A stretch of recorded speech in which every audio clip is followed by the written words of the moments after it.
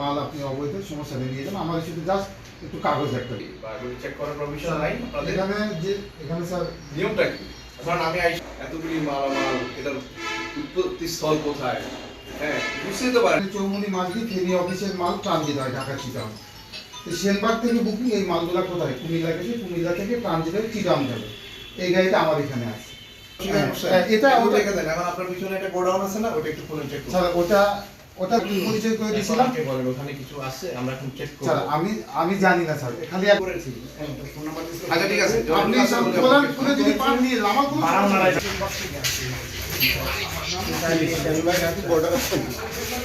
নিয়ে আসছে সেটা কাগজগুলো চেক করে, সেটারও যদি যখন আপনি তাহলে মামলায় ওরাও যুক্ত হবে। উনি কি পুরো বাংলাদেশে দিয়ে নাকি?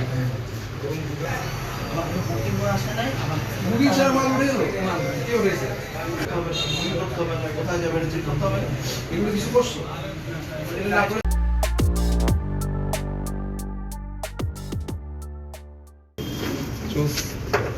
যেহেতু বোর্ডার হিসেবে আমরা মনে করে দিয়েছি বাংলাদেশের উপর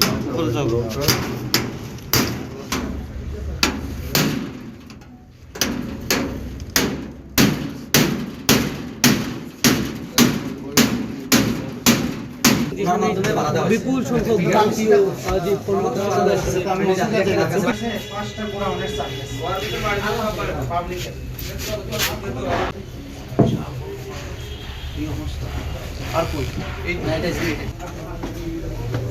বাজি যায় সবগুলা, সব বাজি।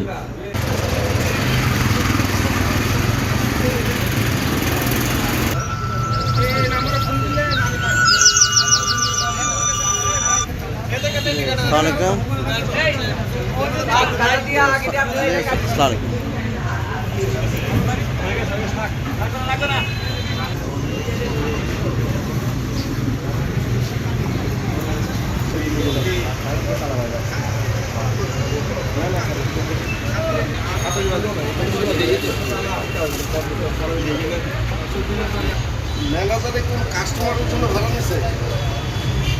আমরা আসে বলে আচ্ছা একটু আসেন, ওই যে আমাদের কর্নেল স্যার ডাকতেছে, একটু আসেন মেলাতে।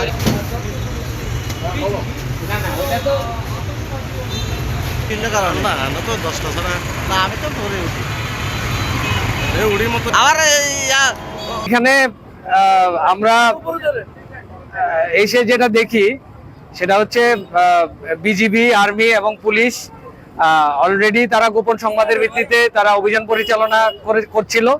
তো মাঝখানে হচ্ছে আমরা খবর পেয়ে আমরা এখানে আসি। এসে হচ্ছে আমরা যেটা দেখতে পাই সেটা হচ্ছে অবৈধ যেটা ভারতীয় পণ্য যেটা সেটা আমরা দেখতে পাই। এবং হচ্ছে পাশে এসএ পরিবহনের পাশে একটা রুম ছিল, সেই রুমেও যে অবৈধ পণ্য রয়েছে, চোরাচালানের পণ্য রয়েছে, সেটা গোপন সংবাদের ভিত্তিতে জানতে পেরে সেই রুমে আমরা হচ্ছে প্রবেশ করি, তালা ভেঙে প্রবেশ করি। এবং সেখানে হচ্ছে যথারীতি আমরা প্রচুর পরিমাণে অবৈধ পণ্য আমরা পাই এবং সেই বাজি যেটা এবং বস্তার মধ্যে আরো কি কি রয়েছে সেটা আমরা পরবর্তীতে আরো দেখে আমরা সেটা বলতে পারবো। আমরা একটা জব্দ তালিকা প্রস্তুত করব এবং যদি নিয়মিত মামলা দিতে হয় সেই অনুযায়ী আমরা আইনি ব্যবস্থা নেব। আপনারা জানেন যে আমাদের একটি আভিযানিক দল গোপন তথ্যের ভিত্তিতে আজকে বর্ডার থেকে শুরু করে এই শহরের এই অঞ্চল পর্যন্ত সারা রাতে প্যাট্রোলিং করে এবং তথ্যের ভিত্তিতে আমরা এখানে কিছু ভারতীয় মালামালের সন্ধান পাই।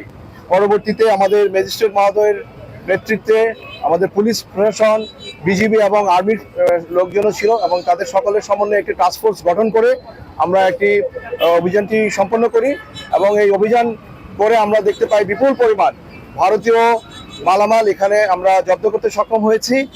এখন এই মালামালগুলি আমরা আইনি হেফাজতে নিয়ে পরবর্তী কার্যক্রমের জন্য আমরা নিয়ে যাচ্ছি এবং এই কার্যক্রম শেষে, গণনা শেষে এগুলিকে সিজার করা হবে এবং আইনগত ব্যবস্থা গ্রহণ করা হবে। এবং এর জন্য আমাদের সাথে জেলা ম্যাজিস্ট্রেট আছেন সাথে এবং পুলিশের সদর ওসিও আছেন এবং আমরা প্রত্যেকেই টাস্ক ফোর্সের মাধ্যমে এই অপারেশনটা আজকে সম্পন্ন করলাম। আপনারা জানেন যে এই ফেনী অঞ্চলে প্রচুর চোরাচালানি হয়। বিজিবি দিনরাত তাদের সীমান্ত পাহারা দিচ্ছে আমাদের এই 102 কিলোমিটার যে সীমানা সেই অনুযায়ী আমাদের যে পেট্রোল সেটাকে ফাঁকি দিয়েই কিন্তু তারা এই কাজগুলি করে থাকে, এবং এই সিন্ডিকেটটা তারা কৌশলে শহরে নিয়ে এসে এই ট্রান্সপোর্টের মাধ্যমে বিভিন্ন দেশে বিভিন্ন অঞ্চলে প্রেরণ করে।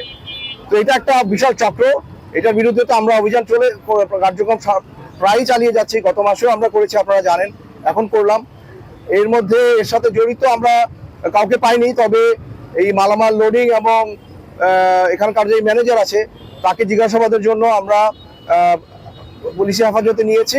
পরবর্তী জিজ্ঞাসাবাদ শেষে আইনি বিধি মোতাবেক যে ব্যবস্থা গ্রহণ করে সেটা আমরা করব। বেশ সকলের জন্য, দেখেন দেশটা আমাদের সকলের, আমরা যদি প্রত্যেকের জায়গা থেকে দায়িত্বশীল আচরণ করি এবং সহায়তা করি তাহলে কিন্তু আমরা এই ধরনের অন্যায়কে প্রতিহত করতে পারবো। এই কুরিয়ার সার্ভিসে যারা আছেন, যারা এই ব্যবসা করেন, অত্যন্ত ভালো কাজ করছেন, মানুষের উপকার করছেন, পণ্য মানুষের দ্বার প্রান্তে পৌঁছে দিচ্ছেন, কিন্তু অবৈধ মালামাল দয়া করে আপনারা কেউ বহন করবেন না। আপনি আপনার জায়গা থেকে এই দেশের জন্য কাজ করতে পারবেন।